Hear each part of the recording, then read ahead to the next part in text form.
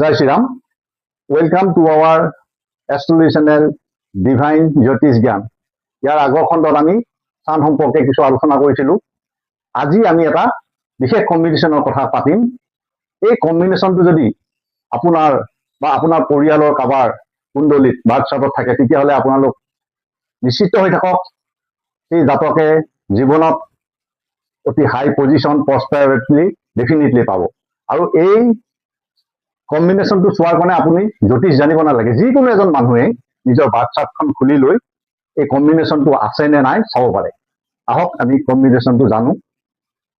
ইয়াতে আমি 9টা গ্ৰহ থাকে জানো, তাৰে ইয়াতে 7টা গ্ৰহ লিখিছো আৰু ইয়াতে ৰাহু কেতু লিখিছো। এই কম্বিনেশ্যনটোত ৰাহু কেতুক নানিব।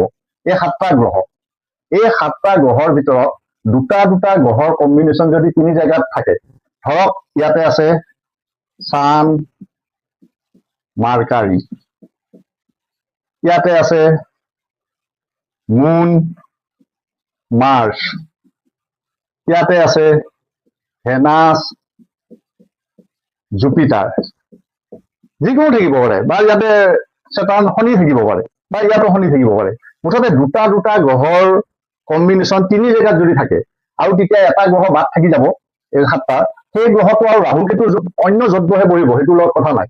কেৱল দুটা গ্ৰহৰ জুতি 3 জেগাত থাকিব লাগিব। তেতিয়াহ'লে আপুনি জানি থওক এইখন এখন অতি পাৱাৰফুল চাৰ্ট।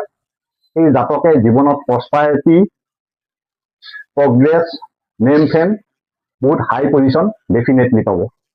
আপোনালোকে মিলাই চাব, কমেণ্ট কৰিব। আশা কৰো এই কম্বিনেশ্যনটো মিলাই চালে আপোনালোকে গম পাব।